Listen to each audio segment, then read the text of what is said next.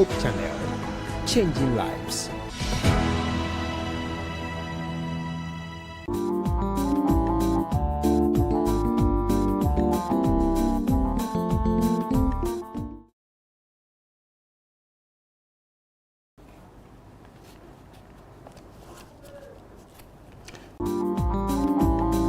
Good evening. It's another week. Yes, we need to thank God and praise God for how far He has brought us. We are in the month of September. We started January, and we didn't know how January, February, March, and the rest were going to be like. But we thank God that He has ushered us into a new month, which is January. I am so glad to be here on Love at Home. Yes, when it's Tuesday, I am so glad because I get the opportunity to see family members sitting around the TV set or the Facebook or wherever to listen and watch so that we all try to transform ourselves to live happily at home. We are watching Love at Home, and thanks so much. Hey, if you've forgotten to invite your friends, please, it's not too late. Tell them time has soon. Yes, it is time. Tell them to join our discussion because today's discussion is going to be wow and you'll love it. I am your regular hostess, Efia Sewa Mansa. Today, I am so glad to have a very beautiful lady. She's so beautiful and she's so smart in brain as well.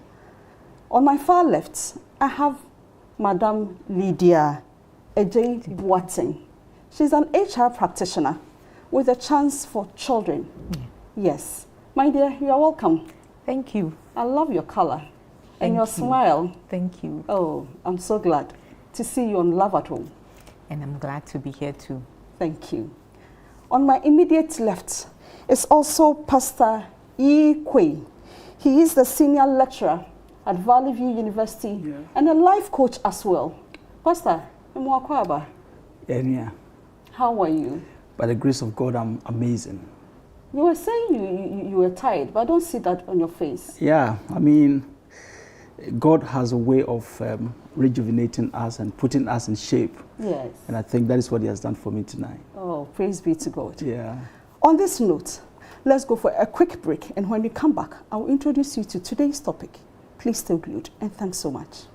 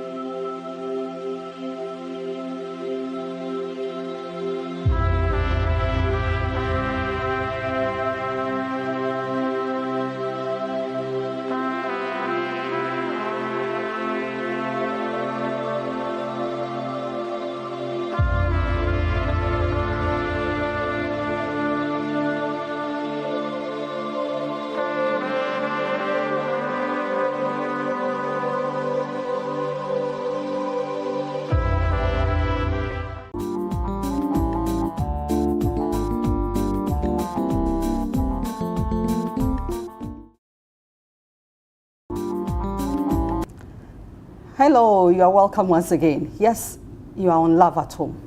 For this month, September, we've been discussing temperament. Last week, for those who joined, we looked at the overview of temperament and what it is. So we looked at about 4 or 5 temperaments, and our resource persons took us through, and we were able to appreciate them. Today, we are looking at this topic, which is so confusing sometimes. But we need to discuss it because we are living with human beings and we are managing people at home, in our families, at workplace, and even at school. If we do not understand it, how would we be able to manage and live peacefully at home or wherever we find ourselves? So today we are looking at career choices, that is in temperament. Sanguine versus choleric at workplace. Yes, I'm sure you're asking, today what is this one? Yes, it is important we discuss it. That is why we are discussing this. Please do not forget that. You can also join us on all our social media platforms, that is the Facebook, the WhatsApp, the YouTube, and wherever. But remember, our WhatsApp line is 0559680066. Please do well to send in your contributions and your messages, and we'll gladly take them and learn from that. Thank you so much. So we go in straight with our discussion, and I want to start with Mami Lydia. Yes. You said you are an HR practitioner. What exactly do you do? So I manage the human resources in the organization. You know, every organization, we have the financial resources, we have the capital that people have, and then we do have the human resource. So in an organization, you could have your machines, you could have your capital, you could have everything, but then the human resource are the people who help you to achieve what you want to do at the end of the day. That is your vision or your mission at the end of the day. So managing human resources, from recruitment to training and development to compensation, which is very important, and then sometimes exits. And also which managing some like. people's husbands and wives as well. Yes, we do all that. Okay. We do the most difficult job in the world. Oh, you. Pastor, what about you? What do you do, please? Yeah, I'm currently the senior lecturer at the Valley View University, Department of Theological Studies. So I teach. Basically, I teach pastors and other students, depending on the course that I'm teaching. And I also do life coaching. Life coaching basically is about grooming young people into various professions, trying to harness their potential, and also help people to find their path. Okay. Their career path is very close to counseling, but they're not the same. Wow. And also to be able to train people to become leaders. Wow. So I mentor young people, and even older ones, not just young people, but older ones. As I was coming today, somebody sent a message that would like to have interaction with me to make certain decisions. So that's what I do basically. That is good. Yeah. Today's show is going to be so interesting. Please don't leave the dial, because you are going to learn. Yes, let me come to Mami Lydia. Mami Lydia, last week we looked at temperament and personality types, but I want us to refresh ourselves. What is temperament? Okay, so I will say that temperament relates to the personality of a person. So the innate, you are born with these characteristics, Okay. or these traits. Okay. And that is who you are. That makes you who you are. Okay. So basically, that is what I would say for temperament. Yeah. Okay. I want to add something on you. Okay. Yeah, but let me add something by referring to the root of the word itself. Okay. That will help us get some clearer understanding. The root of temperament is from the Latin, and that is temperamentum. Temperamentum basically is a proportioned mixture of elements. That's what it refers to. So every human being is made up of certain traits, and as we progress along, you will see that those traits, not all of them, by charges, let me use negative and positive, but it's a mixture. And so when you think about human being with that innate, like she used the word, or inborn traits that you came with, but they're a mixture. Okay. And so that is what we can refer to as your temperament. Okay. Yeah, because you came into the world with that. In that case, what is the difference between temperament and character? You know, sometimes we confuse ourselves with temperament, character, and all that. What's the difference? Yeah. I would even like to add personality to it, Okay. because sometimes we could differentiate between personality and all that. So we've talked about temperament, that inborn or innate traits that you have. Now, personality is your whole person, or your outward projections, your outward expressions. That outward expression may not be really who you are within. Okay. Your personality could be your branded person. You know, some people can brand themselves. You have people who do branding. They can brand you in a way that you appear to people with a certain style, but in reality, that's not who you are. Okay. It could be a smoke screen, it could be a facade, and that is personality in a way. But when you talk about character, character is the real you. Oh, okay. It's not about your reputation, it's not about your public image, it is the real you. And so character is basically comes about as a result of first your thoughts that translate into action, your actions become behavior, and then when behavior grows to a certain stage and is becoming almost permanent, that is what we refer to as your character. That doesn't mean that it couldn't change. Your character can change, but it's a bit more permanent than behavior. Than behavior or temperament. Yeah. Oh, okay. Oh, no, for temperament, it's very permanent. Permanent, yes. It could be modified by learning, but that is who you are, basically. Yes, okay. Yeah. All right, okay. So, my dear Lydia, what are the types of personalities, or types of temperaments that we have? Okay, so we have 4. I mean, traditionally, we know of the 4. That is the sanguine, the cholerics, the melancholics, and then the phlegmatics. But some years ago, researchers have added a 5th one, which is the supine, which they have been discussing over time, which also has some other characteristics. So we would say that now we have 5. Okay. That is the phlegmatics, the supines, the sanguines, the cholerics, and then the melancholics. Well, so today, my lovely viewer, we are looking at the sanguine, then the choleric at workplace and their career choices. So please note that. So we'll be dwelling on the sanguine and then the choleric. Next week on dwelling, we'll look at the rest to know how we can relate to them. So let me come to you, Pastor. What is the characteristics of these sanguine temperament? Okay, before I come to the sanguine temperament, let me quickly mention that from what she told us, we can have about 12 combinations.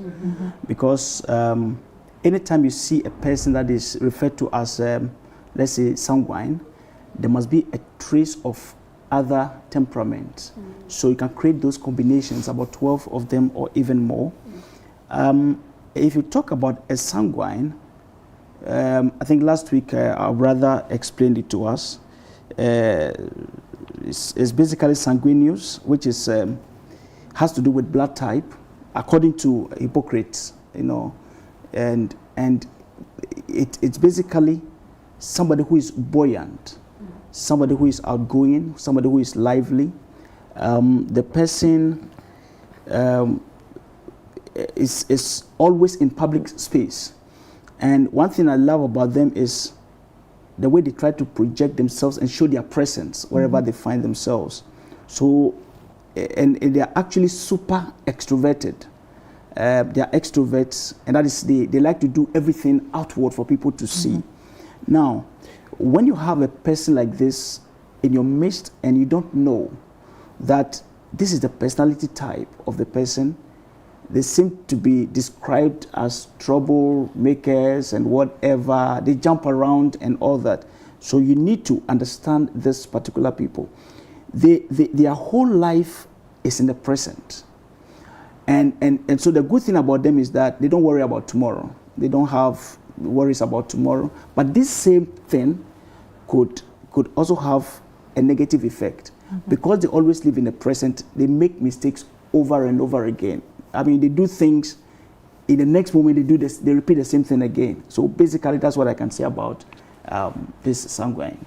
So, my dear Lydia, if at workplace, how are you able to identify these sanguines? Okay, so at the workplace, adding to what Pastor said, sanguines they always want to be in the light, in the spotlight.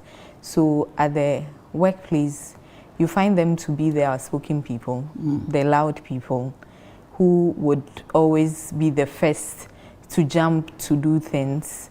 So for example, you'd have the sanguine being the first person to walk up to a new employee and talk to the person like they know each other for like 5 or 6 years, but meanwhile they just met. Now, you would also have them in such a way that they can be very late in attending meeting because they are forgetful at a point. So their forgetfulness has a negative impact on them, where you have, let's say, assignments for them, you have tasks for them, and then they delay. So they don't meet your deadlines. They submit their reports, and since they are also disorganized, they don't have structure. They submit their reports, and then the salient or important points in a presentation or in the report are missing. You understand? But due to their sociable nature, and due to, they also love to take on new challenges. So if you have a new project and you want someone to be on that project, even though they will start but they won't finish. Pastor, what jobs are they good at? Looking at their strength and all that. Let me connect a little bit to what she just said. Okay. The sanguine, they are a people that they can warm your heart. But they are more people-oriented than result-oriented. So for instance, if you ask a sanguine to do something and find people around, like she said, may forget about the task ahead and begin to interact with people, and actually they have emotion that makes them kind of sympathetic, they empathize with people, so they are people-oriented. In that also then, if you get that person with somebody who is goal-driven, like the choleric, it means that you're going to have the human face and also the job put together, and so they can work together. These people can be good entertainers, they can be good actors. Like she mentioned, if you want people to stir others to do something, they are always there to help in that wise. In that sometimes when it cannot be done, they try to push. They are quite unrealistic according to what we think about them. Quite unrealistic because they take on tasks that that's so heavy, but they still want to do something about it. It is the reason why sometimes you might think that they are not achieving just because what they assume to do is too big than they can succeed, and so that is it. Again, these people can work as good doctors and nurses, in that their jokes at the bedside alone can heal before even the real medication. Because they know how to psych you up and cause you to to do all manner of things. They can also be very good preachers, not pastors, but preachers in terms of evangelizing people. Because when they stand to speak, you might think that you have everything, because they are always in the present. They don't care about whatever has happened in the past, in the future. They are for the present, and so they can do very well in some of these areas. Yeah. So at workplace, what are some of the jobs or the type of jobs that you normally give to them? Okay, so sanguines are very good salespeople. Good. That's good. Because they want to talk to people, they want to engage, and they can easily convince you.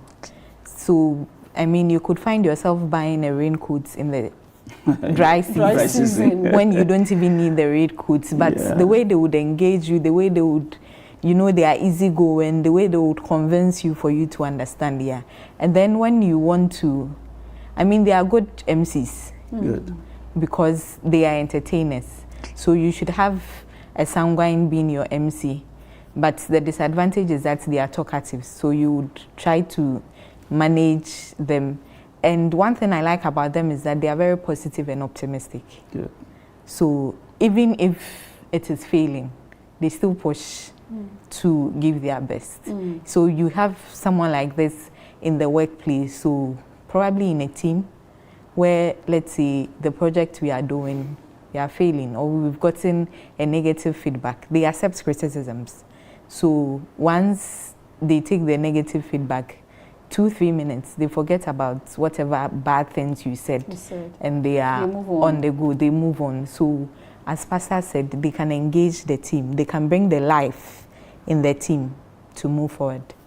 I guess that is why you normally see such people as front desk executive and all that because of their warm nature. Yes. So that is very important. Yeah. That is true. That is true. Now, Pastor, what are some, as we were talking, you mentioned some of their challenges. I will not say weakness. Yeah. Yes, some of the challenges. Yes, and yes. what is as a result of these challenges? Yes, like we mentioned earlier, the idea of temperament is a mix of elements. And this is quite a blessed and cursed situation. Wow. So you have strong powers to exhume whatever, and yet you also have some struggles or challenges, like you said. And so, because of their nature, they are quite egotistical. Everything must be about them. They have difficulty with concentration, and they are quite restless. They move from place to place, and these people, in spite of the fact that they can motivate people, they also get discouraged easily. You know, and that is one thing you cannot understand about them. You know, they try to help people, but when it comes to they themselves, they get discouraged easily. And these people, this sanguine, also exaggerates a lot. They exaggerate a lot, and this is one thing about them that people must pay attention to. They are very active but less productive. Their focus is about activities, and if you don't guide them, they will jump around. You might think they are doing something, they are working to give results, but at the end of the day, you check and it looks like nothing has happened. You know, so for activity, very strong, but being able to yield the needed results, and you know, because we said they are restless, they are quite undisciplined, you know. But all these things can be worked out because they are struggles. You can work around these things and project them positively for better results. So at work, please, how do you manage these struggles, Lydia? Managing the struggles of a sanguine. Yeah. So as a manager, you have the responsibility to know these temperaments and how you would manage it in your team. So, as Pastor said, they lack discipline. They are disorganized. So, people like this, you need to always follow up on them. Follow up on the attacks. They exaggerate a lot. They would give you all the big promises. Oh, we can finish this in 3 days. 4 days maximum, we are done. Oh, madam, just relax. We will do it. And then you trust them, then at the end of the day, Nothing has been done. They are unproductive. So for people like that, you realize you need to follow up with them. So if you are doing, let's say, monthly follow-ups with your other team members, if you have a sanguine in there, you have to be doing it every week. Wow.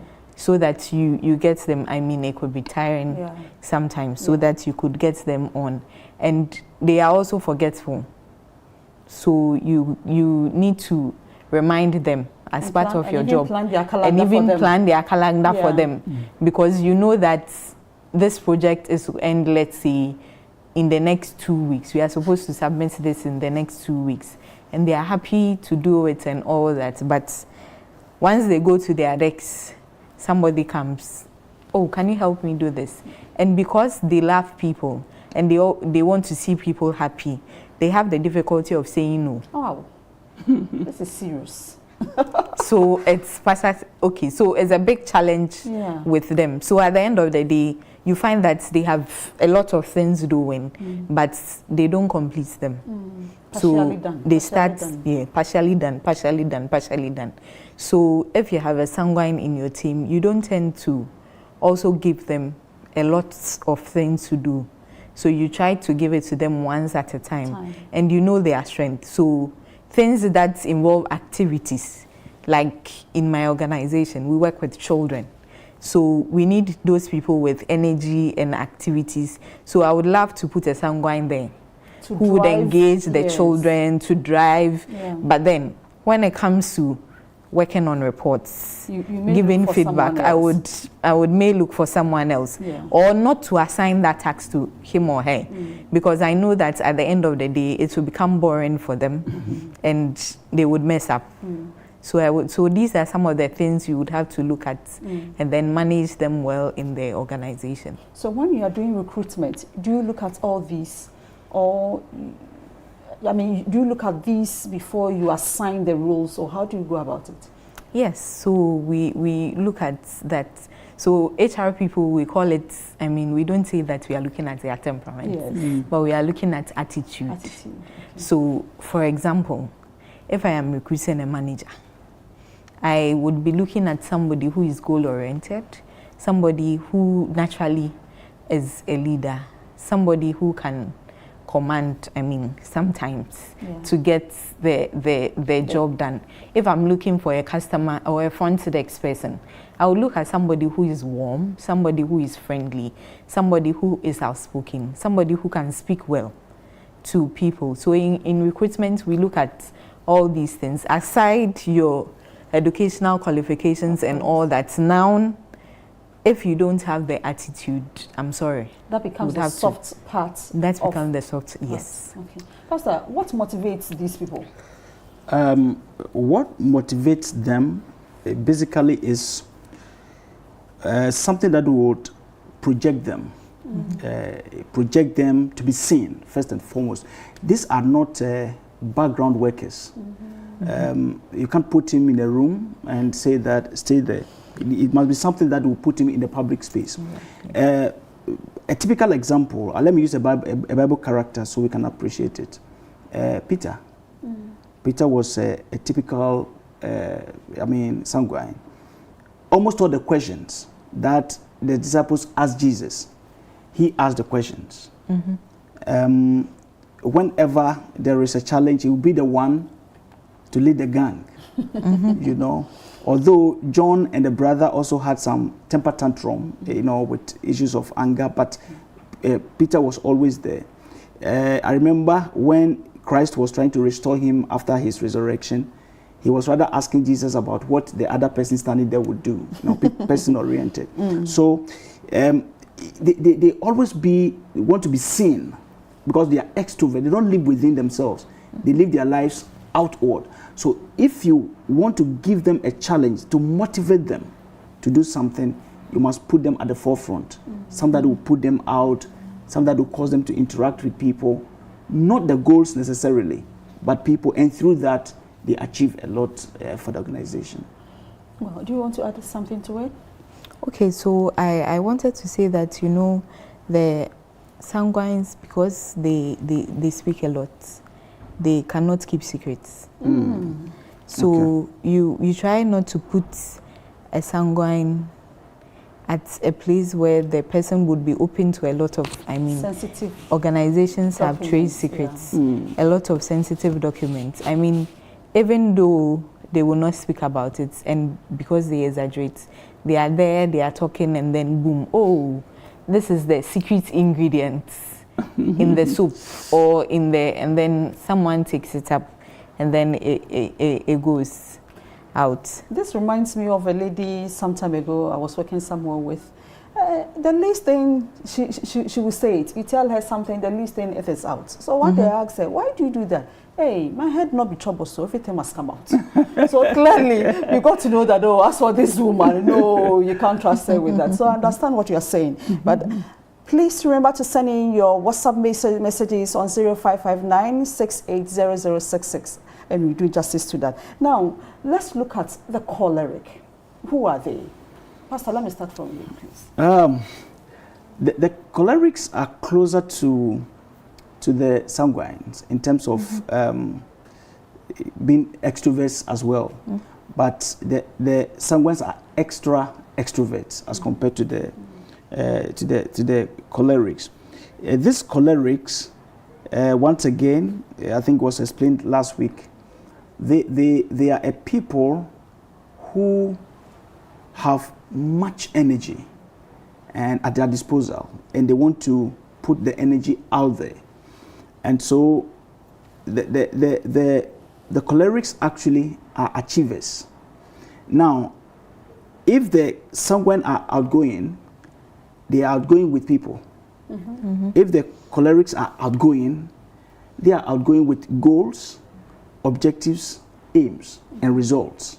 You know, because for them, I mean, they don't much care about humans. What they want to do is to achieve goals, they are goal-driven and all that. So basically, that is who they are. We can talk more as we But let me ask you, Lydia, can we have one person being a sanguine and a choleric at the same time?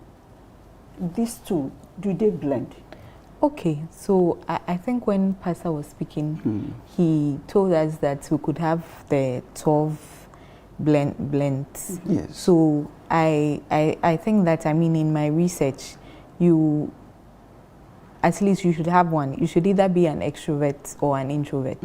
So, but in some cases, in the 12 blends, you could have somebody who is a sanguine and then has some choleric traits, or somebody, but there are percentages to it. The dominant one. Yes, some could be dominant with the sanguine, some could be dominant with the choleric. So let me come to you again. Then, what are their strengths, the choleric people?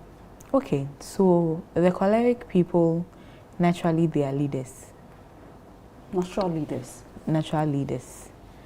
And they are goal-oriented, you know. So for them, it's like, and they are passionate. So you tell them, okay, so this is the goal. And they are passionate about it, and they drive it to the end. Sometimes they, how do I put it? But because of this innate leadership thing, they have a lot of charisma. So you want to have them in the team, or you want to have them in the organization to bring that charisma, to bring that good leadership skills they have in them in the organization. So those are some of their strengths. But Pastor, if we are here, how do I know this is a choleric person? What do they exhibit? What are their characteristics? Cholerics, apart from what she told us, they are visionary. They are visionary, and also they are quite independent. They want to do things on their own.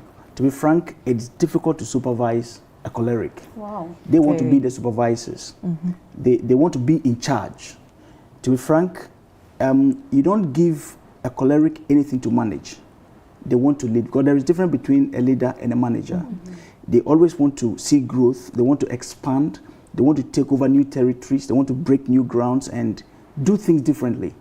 And so if you give a choleric, as we sit here, if a choleric should come around, he may want to see this table refixed, you know, to give it a new look and make sure things have changed, you know. So they dismantle and they arrange, you know. So that basically will give us the idea about whom a choleric is. They are movers, they are shakers, they are leaders, they are visionary, they are independent minded, and they always want to achieve. You know, when they are determined, when they fix their minds on getting something, it must be gotten. It must be done. They don't care about failing. You know, so we say that they see opportunity in every danger. Whereas those who are risk takers, you know, and sometimes when they move, you might think that, how are you going to do this? But you know they can achieve it. We recently had a program, and if you see the discussions around the program, the lead convener, don't want to mention them, the lead convener is a serious choleric. And if you see other people around him, sometimes they feel the thing cannot be done, but he thinks it can be done. He will always push, and indeed it was successful at the end of the day. Wow. Yeah. You see, Lydia, I am trying to imagine a choleric and a sanguine in a team, because you just told us that sanguine people want to be seen and heard, and a choleric would also want to show that he's a leader. How do you manage them at workplace, these two groups? Very difficult. And so, you know, the cholerics, they love competition. So you need to give them competition, but managing the two of them in the team I think the first thing you would have to do is clarity. Okay. And define roles and responsibilities. Okay. So if Mr. A is a sanguine, you define the roles and the responsibilities. If Mr. B is a choleric, but due to the natural nature, natural leadership thing in them, the cholerics would love to lead. And go and supervise the sanguine. And go and supervise the sanguine. Yeah. So always in teams, you try to make the choleric lead. There is an advantage because they are goal-oriented. Okay. And at the end of the day, they would achieve the task. So defining the responsibilities of both of them is very important. Sitting them down, clarifying that you are supposed to do this in the team. You are supposed to do this in the team. Be specific about everything. Then at the end of the day, you can manage the sanguine who wants to be in the spotlight and then the choleric who wants to lead. So most importantly, you can let the choleric lead, just as I said, so that at the end of the day, the job would be achieved. Because if you should let the sanguine lead, yes, he will talk about it, he will make noise about it, he would push the people to do it. And you know, the cholerics who they leading, they have this kind of self-confidence and they have the tendency to succeed. And so for them as well. Yes. So for them, the mind is that we have to do this and we are doing this. And they get it done. Wow. At the end of the day, they are doers. They get it done. But the sanguine would bring the energy in the team, would create laughter, exaggerate, and sustain talk, the team. and sustain the team. I mean, all work and no play. No play makes Jack a job, boy. Yeah. You know now. Now, Pastor, do you want to add something to? Yeah, I think she said it all. You know, sometimes our inability to leverage and manage teams is a problem. If you have these two people on board, we had a practical example. We had some work some time ago, and I was working with one gentleman. To be frank, he is a typical sanguine. I am not choleric. I'm pushing myself there in a way. And when we are working, we had a lot of laughter, talking, and so the other people felt that these people are not serious. They are joking. But at the end of the day, if we present our results, we are far ahead of them. You know, so having this understanding, like she said, having this understanding, if you clarify clearly what they are supposed to do, you give the responsibilities, and they know what to touch and what not to touch, I think they can work together and progress. But you being a teacher or a lecturer, yes, what choice of career do you normally see them embarking on?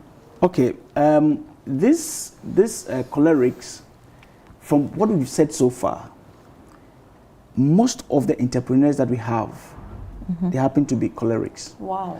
Because one, they want to be on their own. That's one thing about them. Even in the organization, there may be a CEO, but if he's working with you, you might think that he's the CEO.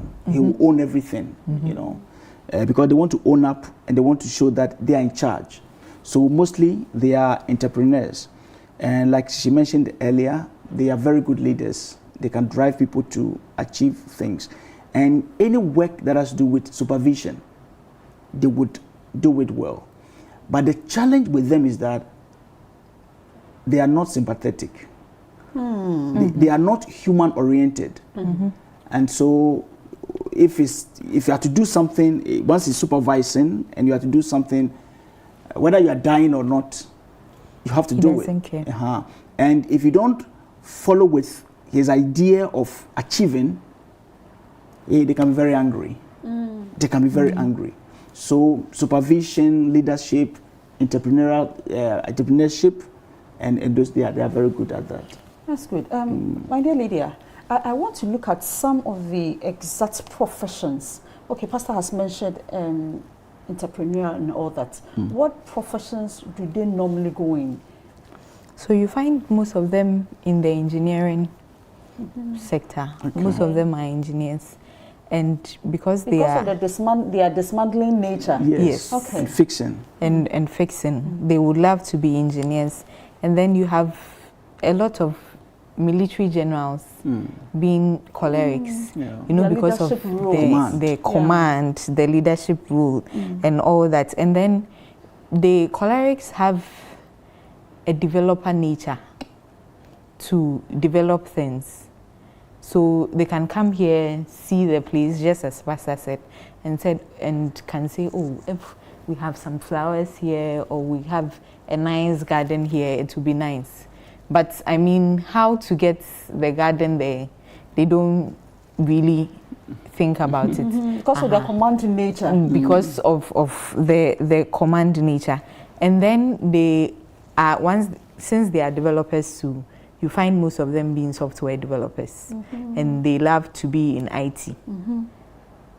Yeah, so those are some of the professions you will see cholerics, and they would like to take up management roles. Okay.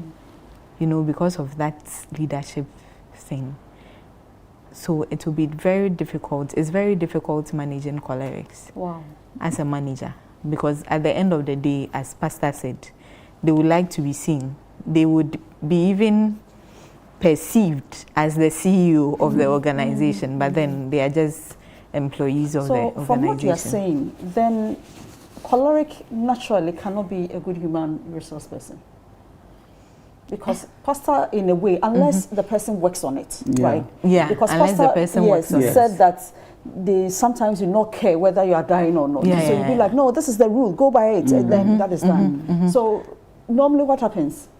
So they don't have the human face. You know, in every organization, I say that we have the policies, we have the procedures, we have all that. But in my role, sometimes I need to put the human face. You need to be empathetic about certain things. You need to have sympathy. So, for example, someone will come to you and is not well. You see, oh, you can take the day off, even though probably the person needs to submit a report tomorrow. The choleric manager would say, okay, so take the day off, but make sure you submit my report. That's it. And you know, they think about the end, but not the means to get there. And they get angry easily. And once they get angry, they use very harsh words. So you can't find a human resource manager that you come to the office and the person is angry, and you that you are bringing your, probably your salary issues and all that. The person... Or your wife is sick, your daughter is sick, he's in the hospital, he won't listen to that. He won't listen to us. And they can be very harsh sometimes and use very, excuse me to say, harsh words for you. But you know, the human resource profession is such that you should have a little bit of the sanguine traits, because you should be warm. People should find you friendly to come to you. You need to empathize with people. But a choleric, as we said, they can learn. But having them there would be quite difficult to work in such a role. Wow. Pastor, I would want to know how a choleric person can modify, can make it better. Okay. What are some of the ways? Okay, so it is the reason why we said that what we might call weaknesses are struggles. And so, for instance, one of their difficulties is they are very domineering. But don't forget that God said we should have dominion. If you tell God's a choleric dominion person, was positive. Yes, yeah. So what happens is that you must teach him how to turn that domineering attitude into positive dominion, and that is not to lord it over others, because they're likely to do that, pushing people around and all those things. Not to lord it over others, but use that energy like they do to transform situations, to make things better. If they get a little bit of the emotional attachment to humans, then they become better. When you check the, since we are in the Christian studio, we check the fruit of the Spirit. There are some that cholerics actually need. Gentleness, long-suffering, love. These are key for these people, self-control. And once they begin to develop that, it transforms their nature and they become a little bit warm. For them, that is an external thing they are imbibing. It's not natural with them, but the Holy Spirit can guide them to work on these things, And then again, as they rub shoulders with others, iron sharpens iron. They can learn from their environment and improve themselves. Wow, my lovely viewer. So now it is not too much of a problem. We can try to learn from each other. Let's go for a quick break. And when we come back, we will learn how we can relate to either of these personality types or temperaments. Stay tuned. We'll be right back. Thank you.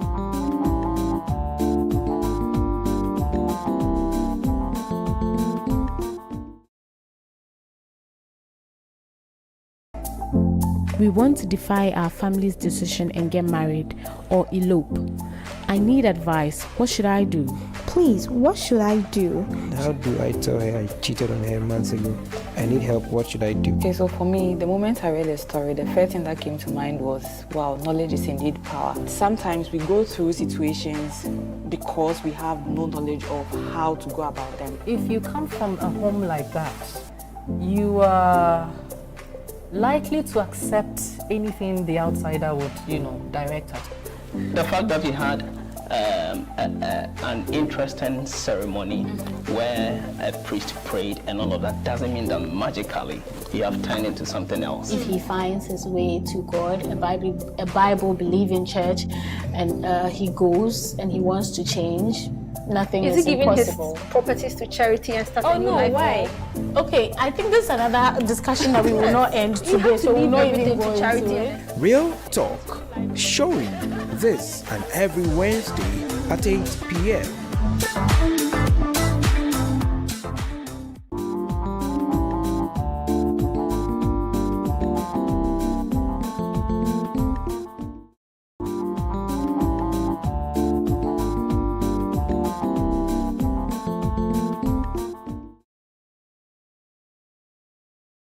You are welcome back from that quick break.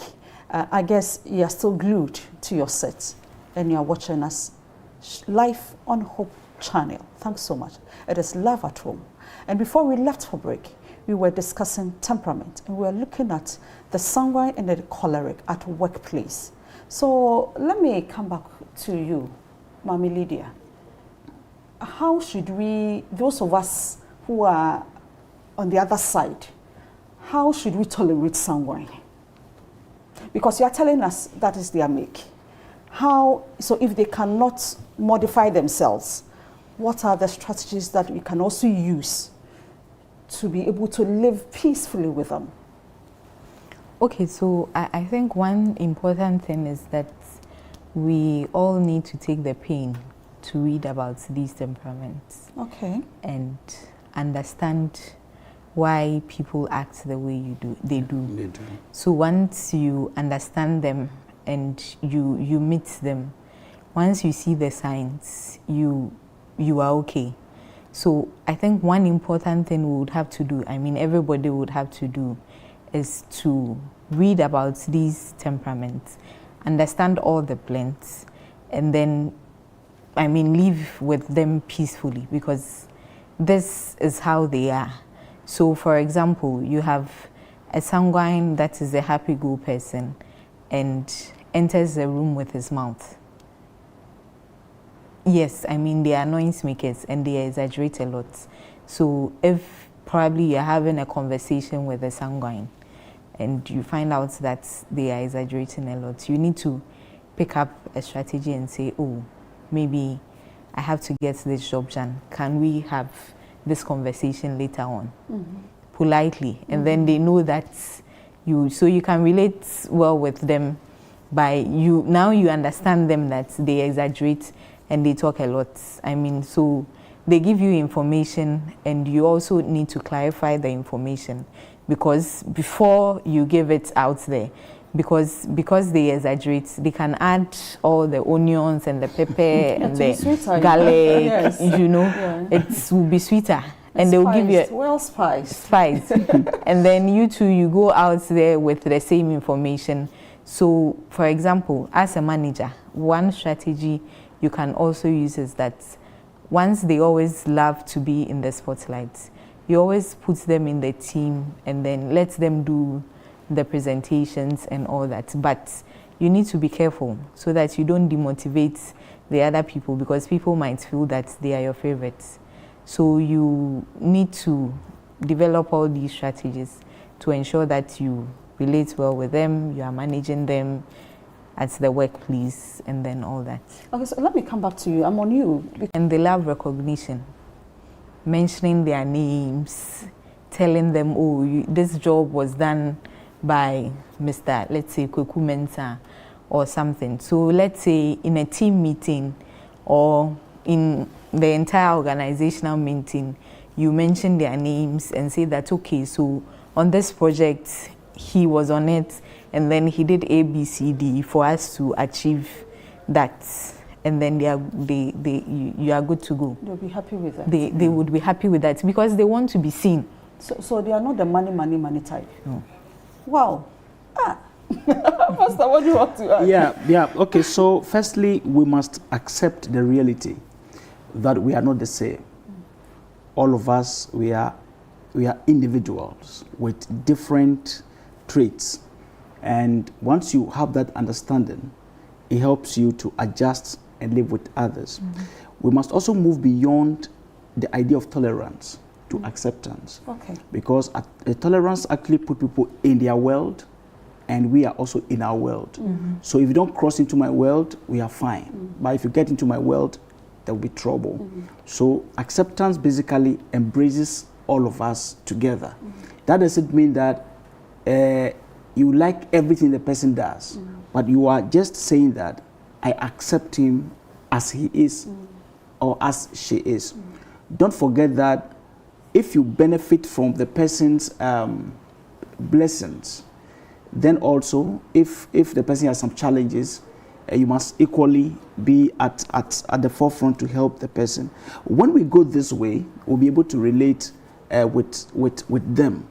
Then again, we need to appreciate the fact that sometimes the kind of things that they do, for instance, a sanguine has a very short-lived memory about what has happened. And like I said earlier, would make the same mistakes. And when they are remorseful, it's short-lived. Once he says, I'm sorry, it's done. He expects you to accept it, and then he's gone. You know. So if you understand him, that's how he is. So sometimes when even they regret, you might think that no. He has because not. You do it again. Yes, or more so the way they would do it, he will not say, I'm sorry. Like people would, oh, I'm sorry. No. I'm sorry. Because that is the way he feels to be treated. Once, I mean, they can forgive easily, you know. And so, because they want laughter, they want to joke around. So when they tell you they are sorry, they don't expect you to hold on to that, you know. So when you understand these things, then you'll be able to patch up with them and live easily. My dear, let's look at choleric. How do you relate to them? Those of us who are not choleric. Okay, so I think one thing about them is that you find them very domineering, and they can ride over you at any time. So as Pastor said, we need to understand who they are. I mean, now we know that cholerics have these traits, and then try to accommodate them, because you find a choleric telling you very harsh words, and at a glance you pause. I mean, you get hurt, but then you know that this is how they are. And cholerics, we need to be one strategy we can use to relate with them is our communication, because they don't take things lightly. So when you are speaking to them, your choice of words should be very important, because you can tell them something and then they can come at you at a point. They get angry and then they spill things over. So ensure that you are communicating with them well. So something that you say, it's playfully with a sanguine. Probably the person did something, then you say it playfully. For example, in an organization. So probably let's take a cook who is a sanguine. Probably the food they cooked was, I mean, not nice. So you go in there and you're like, hey, and I don't know what brand. You know, you try to make it playful, polish it, and then say that next time I think you should reduce the salt or something. But when you are going to speak to a choleric who is a cook, who would get angry easily, your choice of words, you should be, I mean, you should start engaging them, say, oh, today the food, I mean, your food has been nice for a little while, but now it looks like today, oh, what was the problem? Like, so that they don't get angry at you and then be harsh with you. So all right, so let's look at their motivation and how you can discipline in a way. We are using just 2 minutes. Pastor, you use this to wind up. Yeah, because they are goal driven. If you want to motivate them, it must always be setting targets. You must set targets for them, and it must be so clear for them that this is what I'm going to do. That's one of the ways to motivate them. Then again, to relate with them, there is a way of conversing with a choleric. When you get closer to a choleric and you are talking about defeats, they get angry. You know, they don't want that. They want to see things being achieved. So you must learn how to turn things. I say 10 things downside up. You know, it doesn't look good, but you must say it in a way that it turns things around, and they feel positive about it, and they want to progress with you. Wow. Yeah. I have a question here. It says I should direct it to you, Mami Lydia. My name is Kalis Owusunyamiche from Montonso. Please, can choleric be a teacher? And I also think most of our politicians are sanguines. That is just by the way, but I heard pastors saying sanguine can't be pastors, but preachers can be justifying his point. Then pastoral school would have sent away people who are sanguines, right? Anyway, but let's look at the first aspect, if choleric can be good teachers. So I think teachers are human-centered. Teaching is a human-centered profession. So if you have a choleric who is a teacher, it would be quite difficult because you have these children come in and they have all forms. And you are engaging people, you need to take care of them, you need to support them. I mean, that is what teachers do. So choleric being a teacher, I think it will be difficult for that person. Unless it's being worked on. Pastor, do you share the same view? So what the persons mentioned, it's not that they cannot be pastors, but I'm looking at they are better preachers. Okay. In any case, their warmth and their empathetic nature is good for pastoring. But you know, because they don't have that long leave to be with people and all that. That is where the difficulty is. But they can be good pastors as well, I must say. Wow, I've really enjoyed myself, and I guess you too, you did. Today, I have been here with Lydia Ejay Boateng, HR practitioner, and Pastor Yukwe, lecturer at the Valley View, and then a life coach as well. We discussed temperament at workplace, that is the sanguine and the choleric. I'm sure you have learned so many things. So going forward, you will not push somebody, change, but rather we should find ways and strategies to live with them so that there will be peace at home, there will be peace at workplace, there will be peace in our environment. After all, that is what God expects from us. When there is peace, there is love, and there will be love at home. On this note, I say thank you so much for joining in, but continue discussing this at home. Continue discussing this at your workplace. We'll come back same time next week to continue with the rest of the temperament. Stay tuned for our good content on Hope Channel. Thank you and good night. Bye-bye.